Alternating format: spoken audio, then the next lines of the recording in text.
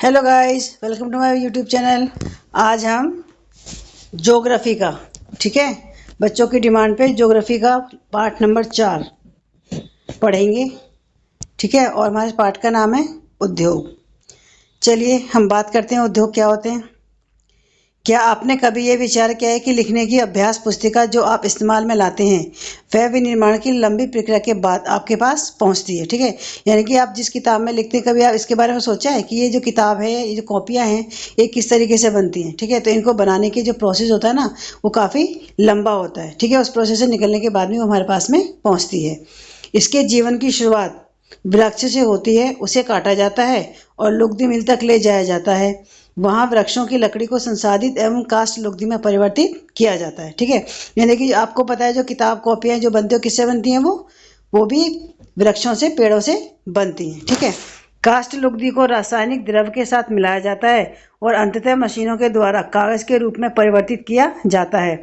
यह कागज प्रेस में आ जाता है, जहां रसायनों में निर्मित स्याही का इस्तेमाल पृष्ठों पर रेखाएं छापने में किया जाता है।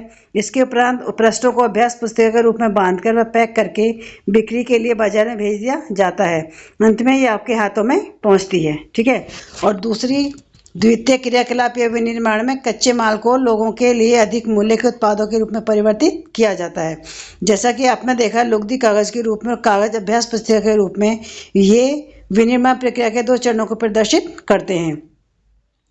अब हम बात करेंगे उद्योग का जो संबंध है। आपको पता है उद्योग, इंडस्ट्री हम किसे कहते हैं, ठीक है। जो इसका जो संबंध है, जो रिलेशन है, वो हमारा आर्थिक गतिविधि से है, इकोनॉमिक एक्टिविटी से है, ठीक है। जो कि वस्तुओं के उत्पादन, खनिजों का निष्कर्षण अथवा सेवाओं की व्यवस्था से संबंधित है। इस प्रकार लोहा और इस्पात उद्योग वस्तुओं के उत्पादन से संबंधित है। कोयला खनन उद्योग कोयले की को धरती से निकालने से संबंधित है तथा पर्यटन सेवा देने से संबंधित उद्योग है। अब हम बात करते हैं उद्योगों का वर्गीकरण। देखिए, उद्योगों का वर्गीकरण कच्चा माल, आकार और स्वामित्व के आधार पर किया जा सकता है। तो हम सबसे पहले बात करेंगे कच्चा माल के आधार पर उद्योग। कच्चे माल के उपयोग के आधार पर जो उद्योग हैं, कृषि आधारित उद्योग, खनिज आधारित उद्योग, समुद्र आधारित और वन आधारित उद्योग हो सकते हैं। तो यानी कच्चे माल के आधार पर कितने प्रकार के हो गए हमारे? 4 प्रकार के। कौन कौन से? कृषि आधारित, खनिज आधारित, समुद्र आधारित और वन आधारित, ठीक है। अब देखिए, कृषि आधारित क्वेश्चन यहाँ से पूछा जाता है कि आपसे एग्जाम्पल पूछ लेता है, उदाहरण पूछ लेता है। जैसे आजकल एमसीक्यू में पेपर आता है तो आपसे उदाहरण पूछ लेगा कि कृषि आधारित उद्योग कौन कौन से हैं, ठीक है। तो कच्चे माल के रूप में वनस्पति और जंतु आधारित उत्पादों का उपयोग करते हैं। खाद्य संसाधन, वनस्पति तेल, सूती वस्त्र, डेयरी उत्पाद और चर्म उद्योग, ये कृषि आधारित उद्योगों के उदाहरण हैं, ठीक है। दूसरा, खनिज आधारित उद्योग। खनिज आधारित यानी प्राथमिक उद्योग हैं जो खनिज अयस्कों का उपयोग कच्चे माल के रूप में करते हैं। इन उद्योगों के उत्पाद अन्य उद्योगों का पोषण करते हैं। अयस्क से निर्मित लोहा खनिज आधारित उद्योग का उत्पाद है। यह कई अन्य उत्पादों के विनिर्माण के लिए कच्चे माल के रूप में उपयोग किया जाता है, जैसे भारी मशीनों, भवन निर्माण सामग्री तथा रेल के डिब्बे बनाने में। समुद्र आधारित उद्योग सागरों और महासागरों से प्राप्त उत्पादों का उपयोग कच्चे माल के रूप में करते हैं। समुद्री खाद्य प्रसंस्करण उद्योग और मत्स्य तेल निर्माण इसके कुछ उदाहरण हैं। वन आधारित उद्योग वनों से प्राप्त उत्पाद का उपयोग कच्चे माल के रूप में करते हैं। लुगदी एवं कागज, औषध, रसायन, फर्नीचर और भवन निर्माण वनों से संबंधित उद्योग हैं, ठीक है। अब हम बात करते हैं आकार। आकार, उद्योग के आकार का तात्पर्य निवेश की गई पूंजी की राशि, नियोजित लोगों की संख्या और उत्पादन की मात्रा से है, ठीक है। यानी कि किस उद्योग का आकार कैसा होगा वो किसके ऊपर निर्भर करता है? वो सबसे ज़्यादा कि आप कितनी पूंजी आप उसमें इन्वेस्ट कर रहे हैं, लोगों की संख्या कितनी है और उसमें उत्पादन की मात्रा कितनी है। इससे किसी भी उद्योग का जो आकार है वो निर्धारित होता है, ठीक है। और आकार के आधार पर उद्योग को 2 भागों में बांटा जा सकता है, लघु आधार के उद्योग और बृहद आकार के उद्योग। कुटीर या घरेलू उद्योग छोटे पैमाने के उद्योग हैं जिसमें दस्तकारों के द्वारा उत्पादों का निर्माण हाथ से होता है। टोकरी, बुनाई, मिट्टी के बर्तन और अन्य हस्त निर्मित वस्तुएं कुटीर उद्योग के उदाहरण हैं। कई बार आपसे ये भी पूछ लेगा कि जो टोकरी बुनाई है या जो मिट्टी के बर्तन हैं, ठीक है, ये किस तरीके के उद्योग हैं? तो आप क्या बोलेंगे? ये कुटीर या घरेलू उद्योग हैं ये, ठीक है। बड़े पैमाने के उद्योग जो बड़ी मात्रा में वस्तुओं का उत्पादन करते हैं, उनकी तुलना में छोटे पैमाने के उद्योग कम पूंजी व प्रौद्योगिकी का उपयोग करते हैं। देखिए, नाम से ही पता है, जो बड़ा है उसमें बड़ी पूंजी लगेगी और जो छोटा है उसमें कम ही पूंजी लगेगी, लोग भी कम होंगे और बड़े उद्योग में लोग भी ज़्यादा होंगे, ठीक है। बड़े पैमाने के उद्योगों में पूंजी का निवेश अधिक और प्रयुक्त प्रौद्योगिकी उच्च स्तरीय होती है। रेशम बुनाई और खाद्य प्रक्रमण उद्योग लघु पैमाने के उद्योग हैं। ऑटोमोबाइल और भारी मशीनों का उत्पादन बड़े पैमाने के उद्योग हैं। ठीक है, आपको पता है ऑटोमोबाइल बहुत बड़ी इंडस्ट्री है। ठीक है, और इसीलिए ये क्या है, ये बड़े पैमाने के उद्योग है, क्योंकि यहाँ पे बड़े बड़े कंपनियां काम करती हैं। अब हम बात करते हैं स्वामित्व के आधार पर उद्योगों को निजी क्षेत्र, राज्य स्वामित्व अथवा सार्वजनिक क्षेत्र, संयुक्त क्षेत्र और सहकारी क्षेत्र में वर्गीकृत किया जा सकता है। ठीक है,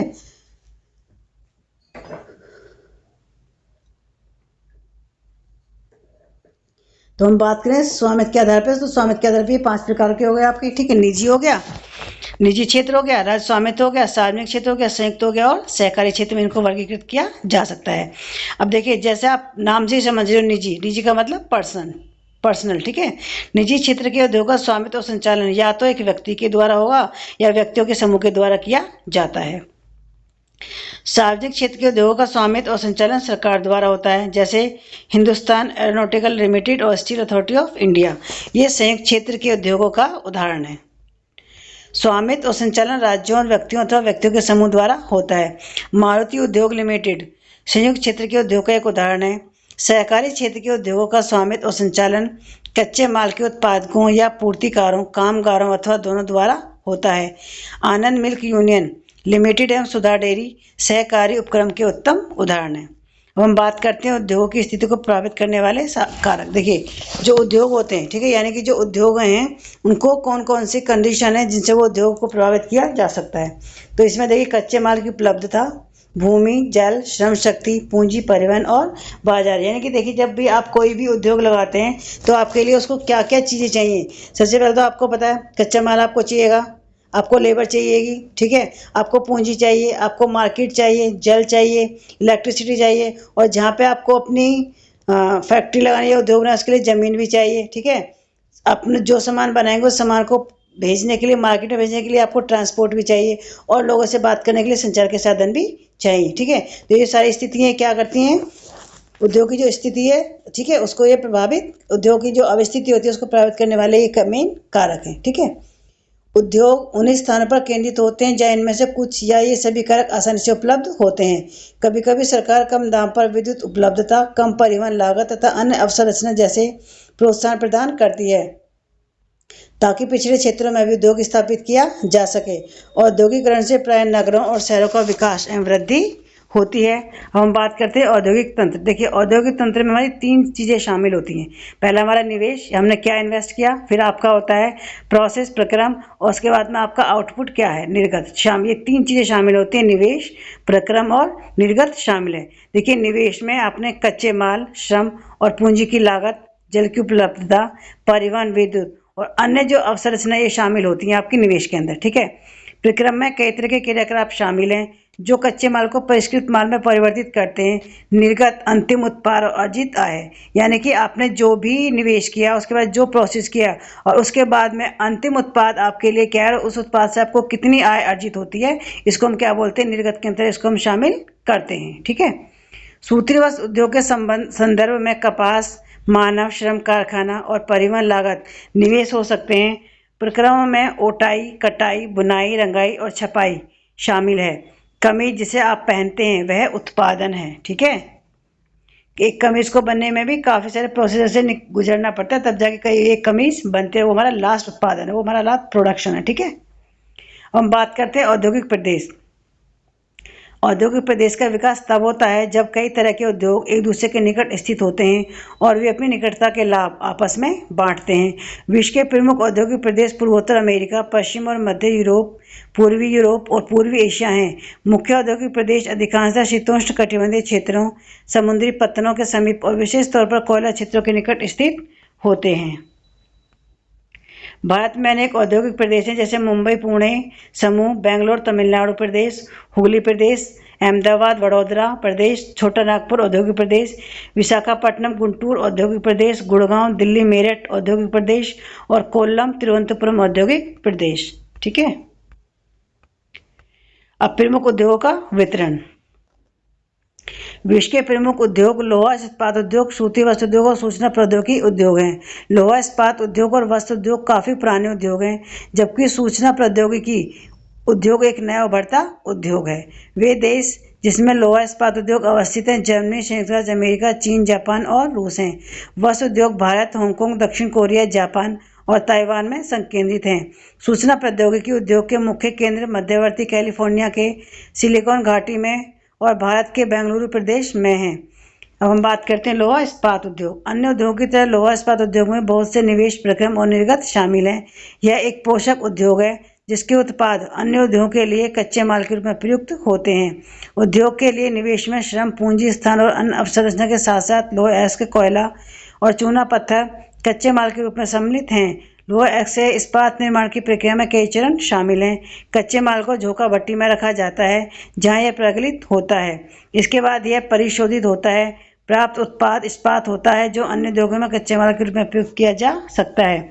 इस्पात कड़ा होता है और इसे आसानी से काटा और आकार दिया जा सकता है अथवा इससे तार बनाए जा सकते हैं। एल्यूमिनियम, निकिल, तांबा जैसी अन्य धातुओं को थोड़ी थोड़ी मात्रा में इस्पात में मिलाकर इसकी मिश्र धातुएं बनाई जा सकती हैं।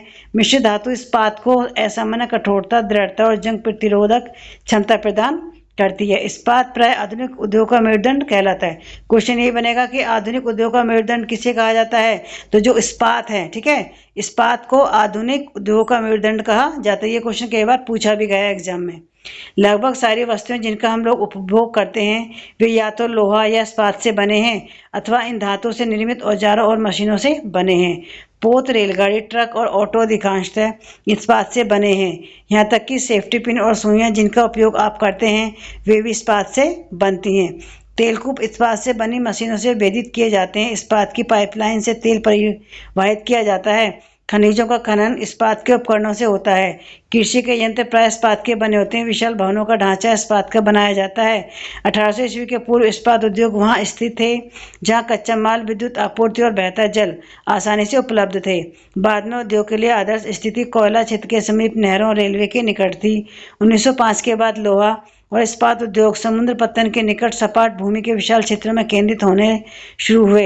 ऐसा इसलिए हुआ क्योंकि इस्पात निर्माण का कार्य इस समय तक बहुत विशाल हो गया और लोहा अयस्क विदेशों से आयात करना पड़ता था। भारत में लोहा इस्पात उद्योग कच्चा माल, सस्ते श्रमिक परिवहन और बाजार का लाभ लेते हुए विकसित हुए। सभी महत्वपूर्ण इस्पात उत्पादक केंद्र जैसे भिलाई, दुर्गापुर, बर्नपुर, जमशेदपुर, राउरकेला, बोकारो एक ही प्रदेश में स्थित हैं। ये 4 राज्यों में फैले हुए, चाहे पश्चिम बंगाल, झारखंड, उड़ीसा और छत्तीसगढ़। भद्रावती और विजयनगर कर्नाटक में, विशाखापट्टनम आंध्र प्रदेश में, सलेम तमिलनाडु में और अन्य महत्वपूर्ण इस्पात के केंद्र हैं जो स्थानीय संसाधनों का उपयोग कर रहे हैं। अब हम बात करते हैं जमशेदपुर। 1947 से पूर्व भारत में केवल एक इस्पात का कारखाना था, Tata iron and steel company, TISCO. केवल यहाँ से क्वेश्चन पूछा जाता है कि टिस्को क्या फुल फॉर्म बताइए, ठीक है। तो टिस्को का क्या होगा? Tata iron and steel company limited. यह निजी स्वामित्व था। स्वतंत्रता के पश्चात सरकार ने यह कार्य अपने हाथ में लिया और बहुत से लोहा इस्पात संयंत्र स्थापित किए। झारखंड में स्वर्णरेखा और खरगई नदियों के संगम के समीप साकची में सन 1907 में टिस्को की शुरुआत हुई थी। तो टिस्को की शुरुआत कब हुई थी? 1907 में, ठीक है। बाद में साकची का नाम बदलकर जमशेदपुर रखा गया, यानी कि जो आज का जो जमशेदपुर है ना, इसका पहले नाम साकची था, ठीक है, साकची। भौगोलिक रूप से जमशेदपुर देश में लोहा इस्पात केंद्र के रूप में सर्वाधिक सुविधाजनक स्थान पर है। साकची को कई कारणों से इस्पात संयंत्र स्थापित करने के लिए चुना गया। यह स्थान बंगाल नागपुर रेलमार्ग पर कालीमाटी स्टेशन से मात्र 32 किलोमीटर की दूरी पर था। यह स्थान लोहा, कोयला और मैग्नीज निक्षेपों के साथ साथ कोलकाता के निकट भी था जहां विशाल बाजार उपलब्ध थे। टिस्को को झरिया कोयला क्षेत्रों से कोयला और उड़ीसा तथा छत्तीसगढ़ से लोहा, चूना पत्थर, डोलोमाइट और मैग्नीज प्राप्त होता है। खरगई और स्वर्णरेखा नदियों से प्राप्त जल की आपूर्ति होती है। सरकारी प्रोत्साहनों से इसे पर्याप्त पूंजी उपलब्ध हुई। जमशेदपुर में टिस्को की स्थापना के बाद कई अन्य औद्योगिक संयंत्र स्थापित किए गए। इनमें रसायन, इंजनों के पुर्जे, कृषि उपकरण, मशीनें, टिन की चादरें, केबल और तार का उत्पादन किया जाता है। भारत में लोहा इस्पात उद्योग के विकास से त्वरित औद्योगिक विकास आरंभ हुआ। भारतीय उद्योग के लगभग सभी क्षेत्र अधिकांशतः अपने आधारभूत अवसंरचना के लिए लोहा इस्पात उद्योग पर निर्भर हैं। भारतीय लोहा इस्पात उद्योग में वृहत समाकलित इस्पात संयंत्रों के साथ साथ लघु इस्पात मिल भी सम्मिलित हैं। इसमें द्वितीयक उत्पादक, रोलिंग मिल और सहायक उद्योग भी शामिल है। अब हम बात करते हैं पिट्सबर्ग। जो पिट्सबर्ग है ये संयुक्त राज्य अमेरिका का एक महत्वपूर्ण नगर है। ठीक है, पिट्सबर्ग के इस्तेमाल उद्योग को स्थानीय सुविधाएं उपलब्ध हैं। कच्चा माल जैसे कोयला पिट्सबर्ग में ही उपलब्ध है, जबकि लोएस्क मिनेसोटा की लोहे की खानों से प्राप्त होता है, जो पिट्सबर्ग से लगभग 1500 किलोमीटर दूर है। इन खानों और पिट्सबर्ग के बीच नौ परिवहन का सर्वोच्च मार्ग ग्रेट लेक्स जलमार्ग आता है। यह एस्क के नौ परिवहन हेतु सस्ता मार्ग है। ग्रेट लेक्स से पिट्सबर्ग क्षेत्र तक लोएस्क रेलगाड़ियों से लाया जाता है। ओहियो, मोनोहगेला और एल्गनी नदियों से प्राप्त जल प्राप्त होता है। आज पिट्सबर्ग में बहुत कम बड़ी इस्पात मिल है। ये मिल पिट्सबर्ग के ऊपर मोनोहगेला और एल्गना नदी की घाटियों में तथा पिट्सबर्ग के नीचे ओहियो नदी के सहारे स्थित है। परिष्कृत इस्पात स्थल और जल दोनों मार्गों द्वारा बाजार में भेजा जाता है। पिट्सबर्ग क्षेत्र में इस्पात मिलों के अतिरिक्त कई अन्य कारखाने हैं।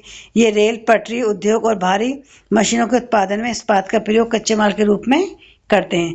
देखिए, इसमें जो मेन क्वेश्चन बनते हैं ना आप लोगों के, इसमें तो सबसे पहले पूछ लेगा आपको कि जो अभी मैंने आपको बताया कि जो उद्योग हैं वो कितने प्रकार के होते हैं, उद्योग की स्थिति को प्रभावित करने वाले कौन कौन से कारक होते हैं। ठीक है, इस तरह के जो क्वेश्चन है वो इस चैप्टर में बनते हैं। तो सही बच्चे चैप्टर को बहुत अच्छे से देखेंगे। और जो बच्चे मेरे चैनल पे नए हैं, प्लीज़ मेरे चैनल को लाइक और सब्सक्राइब करना न भूलें। ठीक है, इस चैप्टर में बस इतना ही था। चैप्टर भी अच्छा है। ठीक है, चलिए मिलते हैं आपसे नेक्स्ट वीडियो में। Thank you.